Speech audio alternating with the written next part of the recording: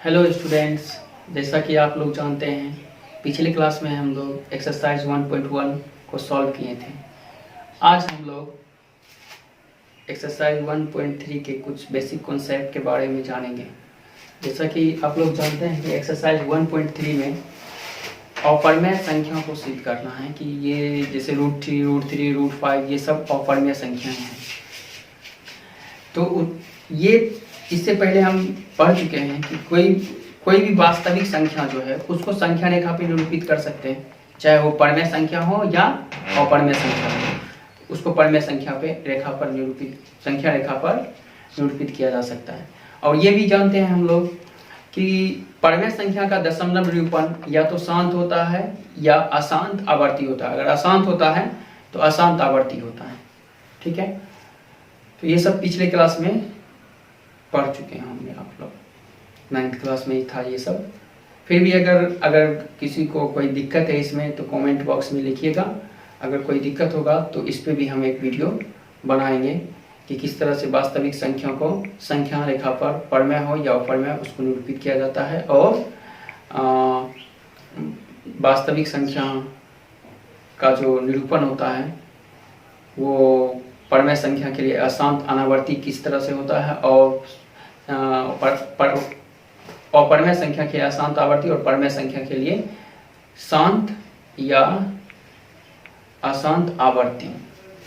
ठीक है, तो आज हम लोग पढ़ने वाले हैं किसी भी संख्या को अपरिमेय संख्या जो उसको किस तरह से सिद्ध कर सकते हैं। तो सबसे पहले आप ये जान लीजिए कि यदि कोई संख्या अभाज्य संख्या है, ठीक है, कोई संख्या जैसे मान लीजिए कि p एक अभाज्य संख्या है, तो इसका जो वर्गमूल होगा यानी इसका जो स्क्वायर रूट होगा वो एक अपरिमेय संख्या होगी।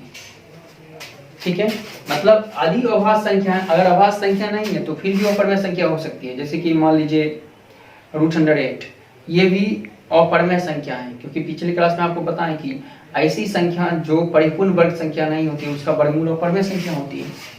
लेकिन एक बात ठीक से कि यदि कोई संख्या p अभाज्य संख्या है तो उसका वर्गमूल अपरिमेय संख्या ही होगी। जैसे मान लीजिए कि 2 एक अभाज्य संख्या है तो इसका जो वर्गमूल यानी √2 एक अपरिमेय संख्या होगी। उसी तरह √3, √5, √7 ये सब अपरिमेय संख्या होगी। इसके बारे में हमको आज पढ़ना है, मतलब ये सिद्ध करना है कि ये सब अपरिमेय संख्याएं होती हैं। इसके लिए हमको एक थ्योरम है यानी एक प्रमेय का यूज करना पड़ेगा। तो ये प्रमेय क्या है जान लेते हैं। एनसीईआरटी के अकॉर्डिंग ये थ्योरम 1.3 यानी प्रमेय 1.3 ये प्रमेय कहती है कि यदि माना p एक अभाज्य संख्या है, p एक अभाज्य संख्या है, यदि p a² को विभाजित करती है, p a² को विभाजित करती है तो p a को भी विभाजित करेगी, p a को भी विभाजित करेगी, जहां a एक धनात्मक पूर्णांक है, एक धनात्मक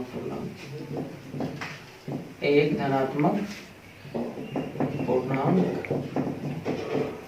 ठीक है, ये स्टेटमेंट है। अब इसका मतलब समझ लेते हैं कि क्या है इस स्टेटमेंट का।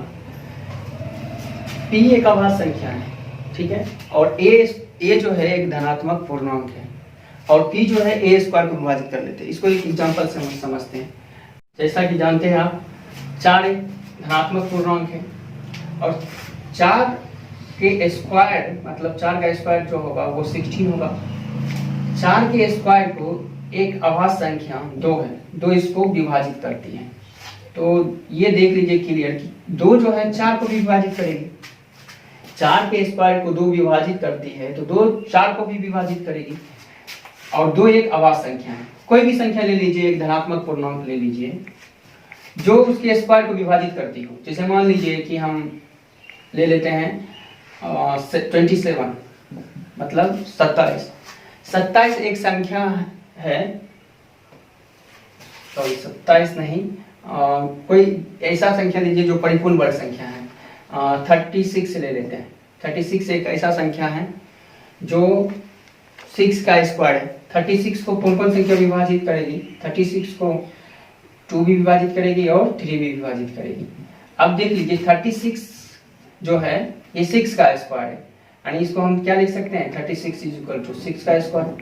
तो ये जो 6 है, 6 इसको 2 भी विभाजित करेगी और 3 भी विभाजित करेगी, ठीक है। यानी इसका इस स्टेटमेंट का मतलब ये हुआ कि यदि कोई अभाज्य संख्या किसी धनात्मक संख्या के वर्ग को विभाजित करती है, जैसे कि मान लीजिए कि ये 2 3 जो है वो 36 को पूरा पूरा विभाजित करती है, 2 भी विभाजित करता है और 36 को और 3 भी विभाजित करता है। तो ये 36 जिस संख्या का वर्ग है, जिस संख्या का वर्ग है यानी 6 का वर्ग है, ये जो अभाज्य संख्या है उस संख्या को भी विभाजित करेगी, उस संख्या को भी विभाजित करेगी। इस स्टेटमेंट का मतलब ये हुआ। अब आप एक चीज ये जान लीजिए कि यहाँ पे अभाज्य संख्या 2 3 है। अभाज्य संख्या अगर मान लीजिए 2 3 है 5, तो 5 एक अभाज्य संख्या, इसको 5 तो विभाजित नहीं करेगी 36 को। या जैसे आप ये सोच रहे होंगे कि 7 मतलब 6 से बड़ा, अगर मान लेते हैं कि थोड़ा देख लिए 6 से बड़ा कोई ऐसा संख्या अभाज्य संख्या है जो इसको विभाजित करेगी, तो एक बात जान लीजिए कि कोई भी संख्या जो परिपूर्ण वर्ग संख्या, वो जिस संख्या का वर्ग है, वो जिस संख्या का वर्ग है उससे बड़ी अभाज्य संख्या उस संख्या को कभी विभाजित नहीं करेगी। ये संख्या जिस संख्या का वर्ग है, मतलब 36 जो है 6 का वर्ग है, तो 6 से बड़ी अभाज्य संख्या कभी इसको विभाजित नहीं करेगी, ठीक है। तो इसको हमेशा 2 और 3, क्योंकि 6 से बड़ी अभाज्य संख्या क्या होगा? 7 कभी 6 को तो विभाजित नहीं करेगी कि हम जैसे यहाँ ये अभाज्य संख्या मेरा क्या है 2 3, तो 2 ही विभाजित करेगा 6 को और 3 ही विभाजित कर सकता है 6 को। तो ये क्लियर है कि क्या हम बताना चाहें, समझ गए होंगे। अब देखिए यहाँ पे कि इसका ये जो थ्योरम है इसको हम प्रूव किस तरह से करते हैं, क्या ये थ्योरम कहता है, ठीक है। अभी मान लेते हैं कि एक संख्या है, तो a का जो अभाज्य गुणनखंड है वो a का अभाज्य गुणनखंड करते हैं, तो वो क्या आता है? P1 P2 P3 ये सब इसका अभाज्य गुणनखंड है। इसको अभाज्य गुणनखंड ये सब है n तक, तो इसको अभाज्य गुणनखंड के फॉर्म में लिख पाएंगे। तो a इक्वल टू क्या हो जाएगा? P1 into P2 into P3 dot dot dot dot into Pn, मतलब P1 into P2 into P3 dot dot dot Pn, ये सब अभाज्य संख्याओं का गुणनफल है a, ठीक है। अब अगर a स्क्वायर निकालना चाहें तो a स्क्वायर बराबर क्या हो जाएगा? a इंटू a, मतलब ये P1 into P2 into P3 dot dot dot into Pn into P1 into P2 into P3 dot dot dot इसी तरह से Pn, ठीक है। अब देखो P1 इंटू P1 तो ये हो जाएगा आपका P1 square, P2 into P2 ये हो जाएगा P2 स्क्वायर, आप P3 इंटू P3 ये हो जाएगा आपका P3 square into dot dot dot into Pn square. तो a स्क्वायर मेरा ये आ गया। अच्छा, आप ये भी जानते हैं कि अंकगणित के आधारभूत प्रमेय क्या कहता है? किसी भी संख्या को उसके अभाज्य गुणनखंडों के गुणनफल के रूप में लिखा जा सकता है, ठीक है। और यह गुणनखंड उसके क्रम के बिना अद्वितीय होता है, यानी कि क्रम को अगर छोड़ दिया जाए तो वो तो अद्वितीय होता है। अब जैसे इसमें आया है P1 आया है, P1 अभाज्य संख्या आया है, क्योंकि ये a जो है P1 P2 ये सब अभाज्य संख्याओं का गुणनफल है। तो P1 आया है, P2 आया है, P3 आया है। तो एक बात फिक्स है कि अंकगणित के आधारभूत प्रमेय से हम ये कह सकते हैं कि a स्क्वायर के अभाज्य गुणनखंड में सिर्फ P1 P2 P3 dot dot dot यही Pn आएगा, यानी कि P1 का घात P2 का घात यही सब आएगा। तो अब एक बात ये यहाँ पे हम ऊपर में क्या थ्योरम कर रहा है कि P जो है a स्क्वायर को विभाजित करती है, ठीक है। अब चूंकि P a स्क्वायर को विभाजित करती है, तो आप जानते हैं कि अगर कोई संख्या को उसके अभाज्य गुणनखंड के गुणनफल के रूप में लिखते हैं तो वो अभाज्य संख्या उस संख्या को विभाजित करती है। जैसे 6 हो गया तो 6 को हम क्या लिख सकते हैं? 2 इंटू 3, तो 2 भी 6 को विभाजित करेगी और 3 भी 6 को विभाजित करेगी। कोई भी संख्या ले लीजिए, मान लीजिए 12 है, तो 12 को हम क्या लिख सकते हैं? 2 इंटू 2 इंटू 3, ठीक है। तो ये 2 का स्क्वायर इंटू 3, यानी कि 2 भी 12 को विभाजित करेगी, 2 और 3 भी 12 को विभाजित करेगी, क्योंकि अभाज्य संख्या के घातों का गुणनफल हो गया ये 12। इसमें 2 की 2 घात, 3 का 1 घात, तो का गुणनफल हो गया। अब एक बात आप क्लियर हो गए कि कोई भी संख्या अगर किसी अभाज्य संख्या के या किसी भी संख्या का अगर वो गुणनफल है तो वो संख्या उसको विभाजित करती है। तो एक बात ये जान लीजिए कि a स्क्वायर इक्वल टू क्या है, p1 p2 p3 dot pn square, यानी कि p1 भी a स्क्वायर को विभाजित करेगी, p2 भी a स्क्वायर को, p3 भी डॉट डॉट pn भी a स्क्वायर को विभाजित करेगी, p4 जो भी है डॉट डॉट करके हम लिखेंगे pn। अच्छा, यहाँ पे एक बात पे आप गौर कीजिए, यहाँ पे ये भी कह रहे हैं कि p a स्क्वायर को विभाजित करती है। इसमें जो आया है नंबर वो सब है p1 p2 p3 इंटू इसी तरह p4 dot dot dot pn तक है। तो एक बात तो क्लियर है और ये अद्वितीय भी है। तो एक बात ये क्लियर है कि p जो है p1 p2 p3 dot dot dot pn में से कोई एक है, क्योंकि p तो a स्क्वायर को विभाजित कर रही है ना, p a स्क्वायर को विभाजित कर रही है। तो अंकगणित की आधारभूत प्रमेय से क्या हो जाएगा कि p जो है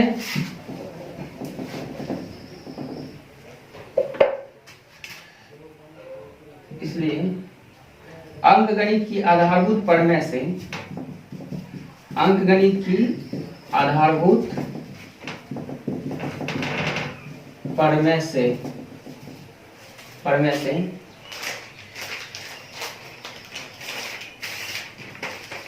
p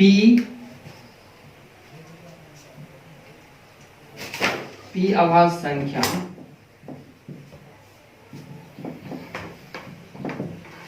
p1, p2, p3 dot dot dot pn में से कोई एक है, pn में से कोई एक है।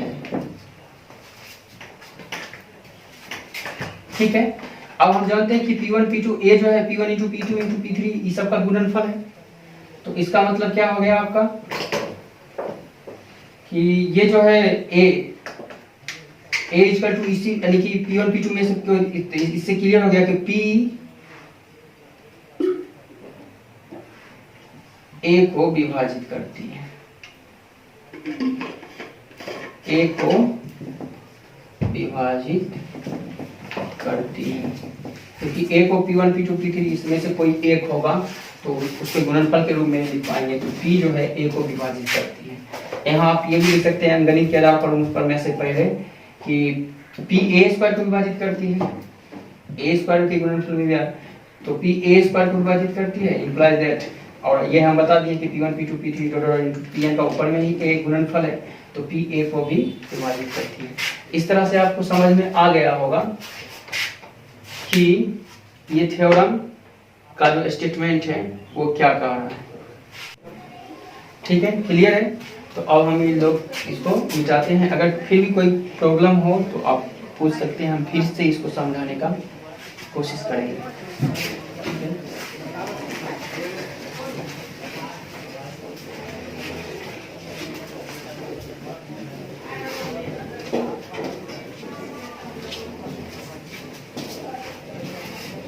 अब हम लोग ये जानते हैं कि इसका यूज करके, इस थ्योरम का यूज करके किसी अपरिमेय संख्या की अपरिमेयता कैसे सिद्ध करेंगे। ठीक है, अभी आप देखिए, जैसे मान लीजिए कि √2 को अपरिमेय संख्या सिद्ध करना है। √2 एक अपरिमेय संख्या, ठीक है। तो क्वेश्चन है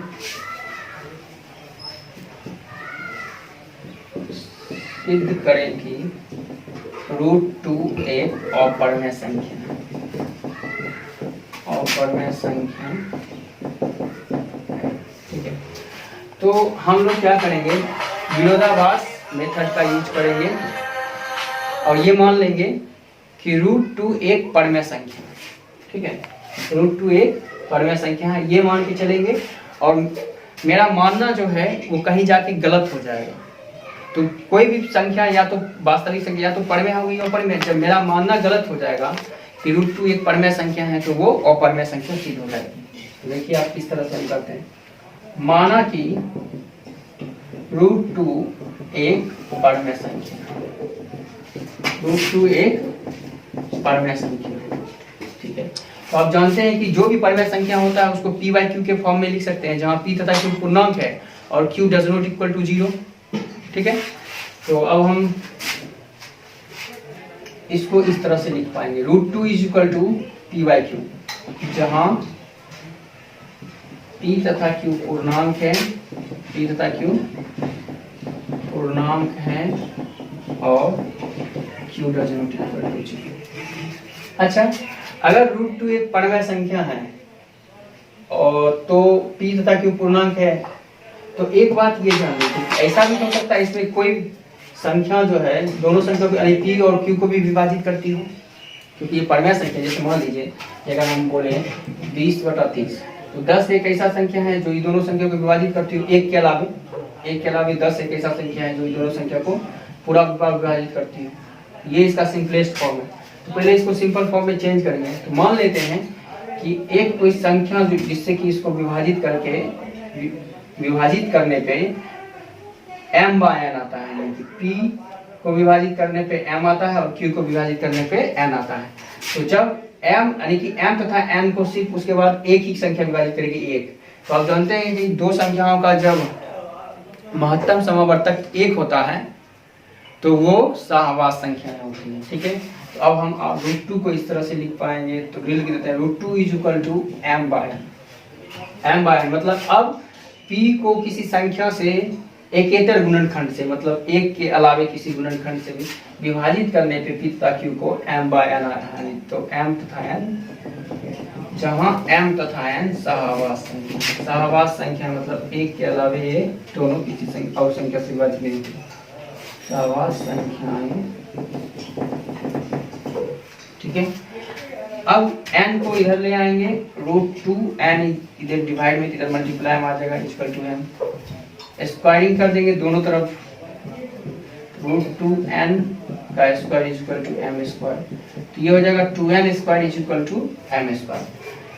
अब हम लोग पढ़ चुके हैं कि अगर किसी दो संख्याओं को गुना करने पे कोई संख्या आ रहा है तो वो दोनों संख्या उस संख्या को विभाजित करेगी। जैसे कि दो संख्या हैं 2 और 3 को गुना करने पे क्या आ रहा है, इसका गुणनफल 6, तो 2 भी इसको विभाजित करेगी और 3 भी इसको विभाजित करेगी।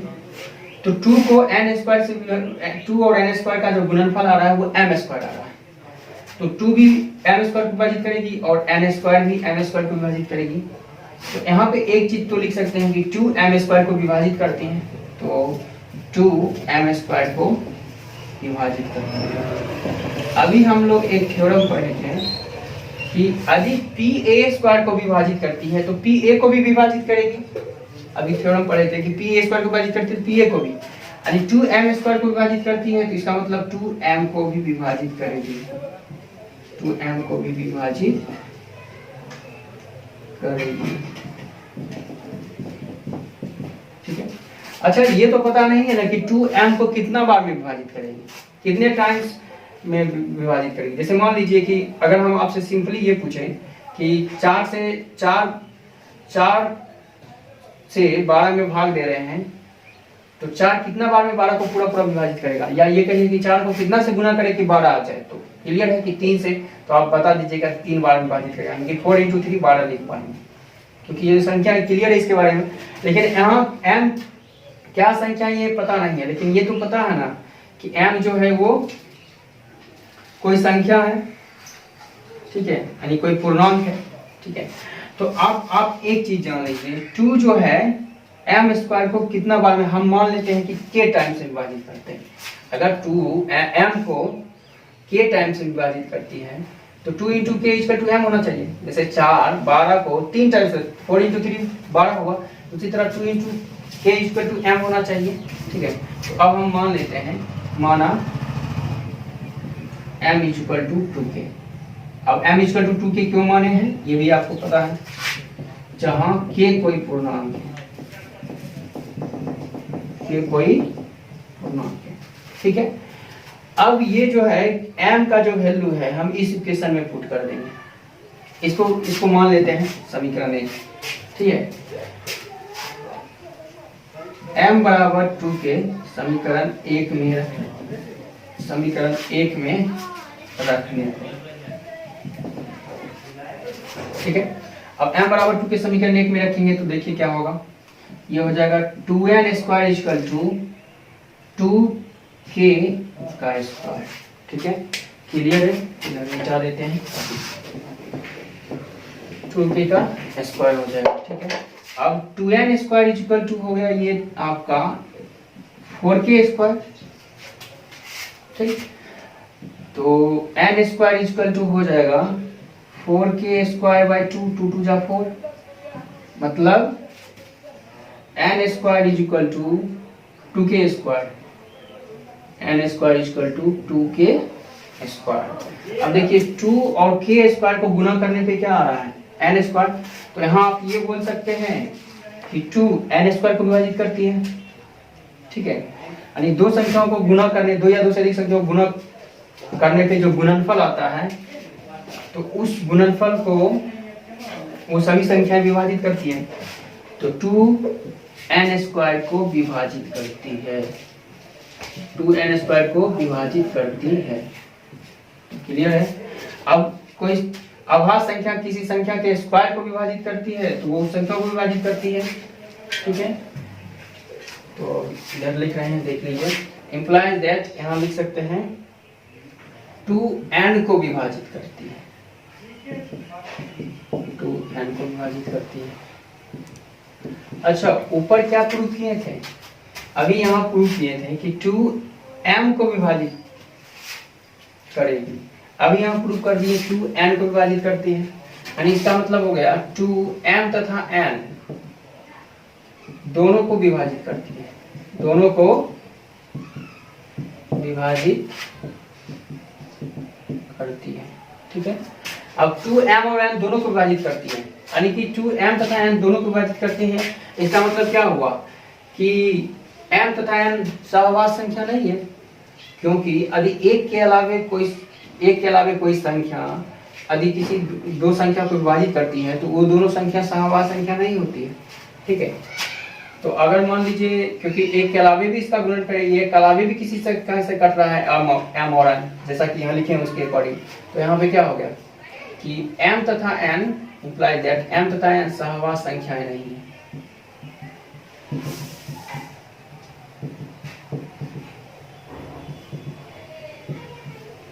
m तथा n सहवास संख्याएं नहीं।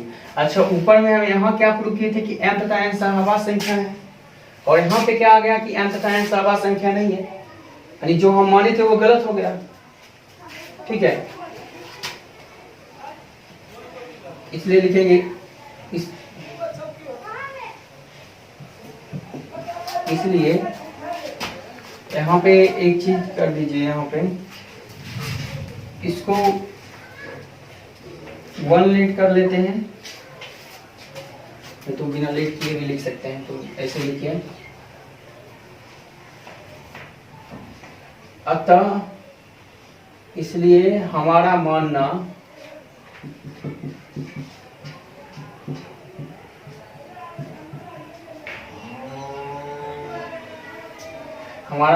गलत है कि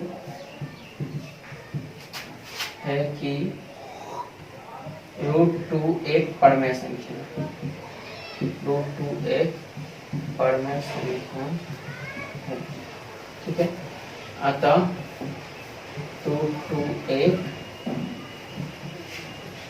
अपरमेय संख्या है, अपरमेय संख्या है। ठीक है, तो इस तरह से आप प्रूव कर सकते हैं, √2 हो, √3 हो, √5 हो, इस टाइप के जो क्वेश्चन है उसको हम इसी तरह से प्रूव कर पाएंगे, चाहे √3 हो, √5 हो।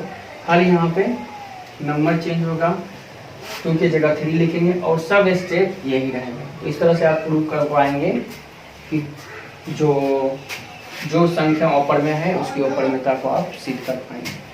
अब एक दूसरे टाइप का जो क्वेश्चन है वो आपको बता रहे हैं कि मान लीजिए कि इस टाइप का क्वेश्चन आ जाए,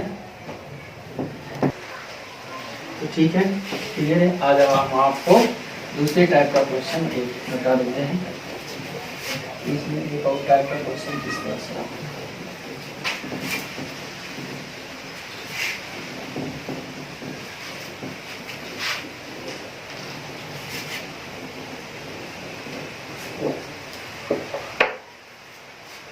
तो एक क्वेश्चन इस टाइप से आता है कि मान लीजिए कि इस टाइप का क्वेश्चन हो सकता है कि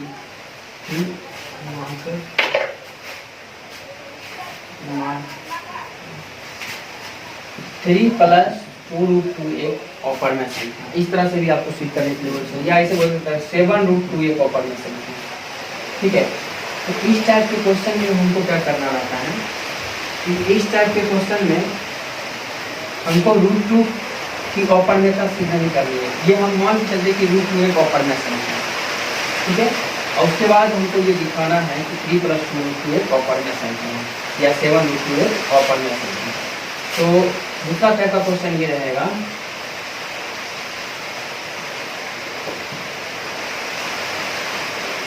थ्री प्लस 2√2 एक अपवर्णीय संख्या है, सिद्ध करो। अपवर्णीय संख्या है। ठीक है, तो हम क्या मान के चलेंगे, जैसा कि आप लोग जानते हैं, इसको हम परिमेय संख्या मान के चलेंगे। माना 3 प्लस 2√2 एक परिमेय संख्या, एक परिमेय संख्या। तो 3 प्लस 2√2 एक परिमेय संख्या है, इसको हम p/q के फॉर्म में लिख पाएंगे। तो 3 प्लस 2√2 p/q, जहाँ p तथा q पूर्णांक है और q W equal to q, p तथा q पूर्णांक है और q W equal to q। अब इसमें जो है, जैसा कि हम बताएं, क्योंकि उभयनिष्ठ गुणनखंड से एकेतर उभयनिष्ठ, चलिए इसको तो उभयनिष्ठ गुणनखंड से हम इसको विभाजित कर देंगे, लेकिन यहाँ पे नहीं भी करेंगे तो चलेगा। यहाँ पे ऐसा जरूरी नहीं कि हम इसको विभाजित करेंगे। हाँ, वो जो है उसमें हमको विभाजित करना रहता है, क्योंकि हमको सहवास संख्या लाना है। ठीक है, m तथा n सहवास संख्या है, ये दिखाना है कि m तथा n सहवास संख्या है। तो यहाँ पे हमको ऐसा कुछ नहीं करना है, क्योंकि ये पहले से पता है कि √2 एक अपवर्णीय संख्या है, ऐसा हम मान के चलेंगे। तो अब आप देखिए हम क्या करेंगे, ये √2 जो है इसका वैल्यू निकालेंगे। याद रखिएगा, जब भी प्रूव करना रहेगा, जैसे 7√2 है, तो 7√2 को अगर आप p/q लिखिएगा तो √2 का वैल्यू हमको निकालना है, तो 7 को डिवाइड ले जाना पड़ेगा। √2 = p/7, यानी कि LHS में जो है हमेशा अपवर्णीय संख्या रहना है। तो जो भी और सब संख्या है उसको हम क्या करेंगे, अपवर्णीय संख्या, उसको हम RHS में ले जाएंगे। इसके लिए किस तरह से निकालेंगे, इसको इस तरह से लिखेंगे। 2 पहले 3 प्लस वाला इधर आएगा तो माइनस हो जाएगा, 2√2 = p/q - 3। तो ये हो जाएगा आपका p - 3q/q। √2 का भी निकालना है तो √2 से सीधा आना चाहिए, 2 डिवाइड में चल जाएगा, तो p - 3q/q। अब आप सोचिए कि p और q पूर्णांक है, तो p और q पूर्णांक है तो p - 3q भी एक पूर्णांक होगा, और 2q भी एक q पूर्णांक है तो 2q भी एक पूर्णांक होगा। तो पूर्णांक बाय पूर्णांक एक परिमेय संख्या होगा, ये जो होगा एक परिमेय संख्या होगा। ठीक है, तो लिखेंगे चूंकि p तथा q एक पूर्णांक है, p तथा q एक पूर्णांक है,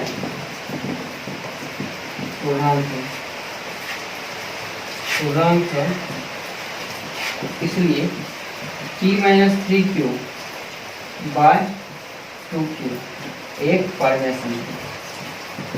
एक परिमेय संख्या, अब आप ये देखिए, इधर इक्वेशन 1 जो है ये इसका RHS एक परिमेय संख्या बता रहा है, और LHS में क्या है, जो परिमेय संख्या।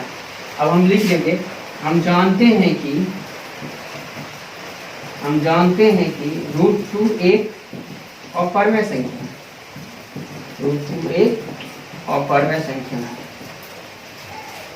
संख्या है। इसलिए इक्वेशन 1 जो है स्वयं का विरोधी है, यानी इक्वेशन 1 कह सकते हैं कि गलत है, क्योंकि अपवर्णीय संख्या इक्वल टू परिमेय संख्या कभी नहीं हो सकता है, इसलिए समीकरण 1 स्वयं का विरोधी है, अर्थात समीकरण 1 गलत है। समीकरण 1 गलत है।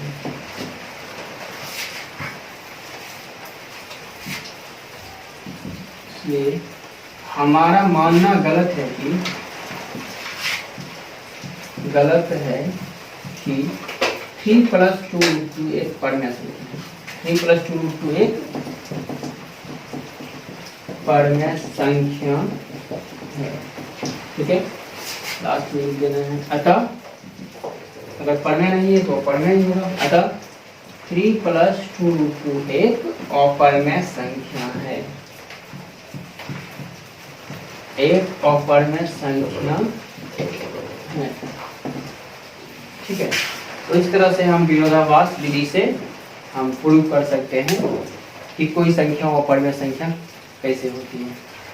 तो इस तरह से आप ये 2 टाइप का क्वेश्चन एनसीईआरटी में दिया है और ये दोनों टाइप का क्वेश्चन हम आपको बता दिए। तो इस तरह से आप एक्सरसाइज भी बनाने का ट्राई कीजिएगा और एक्सरसाइज का क्वेश्चन बनाइएगा। जो भी दिक्कत होगा वो हम नेक्स्ट क्लास में जो है 1.3 का एक्सरसाइज बताएंगे। ये एक तरह से एग्जाम्पल के तौर पे हम आपको बताए थे, जो थ्योरम बताए उसका यूज करके किस तरह से हम अपरिमेय संख्या प्रूव करते हैं, किसी अपरिमेय संख्या की अपरिमेयता किस तरह से सिद्ध करते हैं। तो नेक्स्ट क्लास में हम एक्सरसाइज 1.3 को सॉल्व करेंगे। अगर इस वीडियो में आपको कहीं भी कुछ भी दिक्कत हुआ हो तो कमेंट बॉक्स में लिखिए।